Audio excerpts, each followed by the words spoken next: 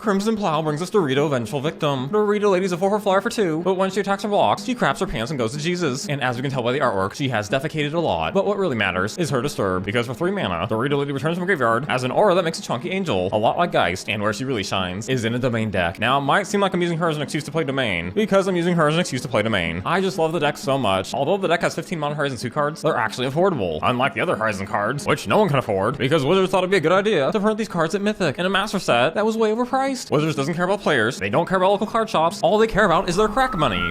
Oh no, Wizards has come to murder me once and for all, and they want their portrait back. That's why I use ExpressVPN, the sponsor of today's video. ExpressVPN helps protect your identity online by encrypting 100% of your data, hiding your IP address from prying eyes. Ever since Wizards came after me, I knew it was only a matter of time before Wizards came back to finish the job, kidnapping me, shipping me to Antarctica, and torturing me with an ice pick. But with ExpressVPN, I've delayed my untimely death at the hands of Wizards, hiding my location by making them think I live in Kazakhstan, and I would certainly never log into Magic Online without a VPN. I mean, that's like begging for death. Anyway, ExpressVPN lets us hide what country we're in, which means you can watch shows that are only available in certain countries, allowing us to watch anime available in some countries, but not available in other countries, like Cocomelon available in England. And since our IP address is hidden, we don't have to worry about people finding out that we're weeaboos. But that is not all, because we can pay less for services by pretending we live in sketchy countries, all the while having an acceptable internet speed, because ExpressVPN is as fast as it can be. On top of all that, ExpressVPN is super easy to use. Generations upon generations of inbreeding have left me slow in the head, but even I have enough chromosomes to use ExpressVPN. Find out how you can get 3 months of ExpressVPN for free by visiting expressvpn.com/magicades. Click the link in the description below. And now back to the video. Anyway, the deck is very simple. Turn 1, we fetch for a Triome, and then on turn 2, a Shockland. That gives us all 5 colors, allowing us to play Scion, which buffs our creatures, or Kavu is a 5/5, which when it attacks, we can discard and draw, or exile a card from graveyard. Then there's General that makes golems every time we cast a multicolor spell, which works super well with Cascade. Then there's Mantis Rider, Manamorphose make mana, and burn spells. That's main deck. Now on the sideboard, we have Chunky Heat, Graveyard Heat, Burn, Discard Heat, Artifact Enchantment Heat, Token Heat, and Labia, which stops unfair decks. And now it is time for the gameplay. Be sure to subscribe for more content like this. And without further ado, here's the gameplay, and I hope you enjoy. Opening hand with Dorito Lady, so we're gonna keep. Oh, and it's a dredge deck. This shall be interesting. We take 3. And now Dorito Lady, they're on Discovery, so they discard and draw 3. Oh, there's dredge in there. 3 amalgams, and Conflogala. Conflogala's concerning, because that's a lot of damage. Bloodbraid, nice. This turn will go Mantis Rider, swing for 7. Nice back opponent. The amalgams are still in graveyard. Oh, and our opponent harnesses the power of Bestiality, drawing 3, and Jellyfish, which means their amalgams come back. They'll deal 7 next turn with Conflogala, so we'll have to be really conservative here. They jump, and then we'll pass back. Here comes the fisting. Trade, and then bolt, and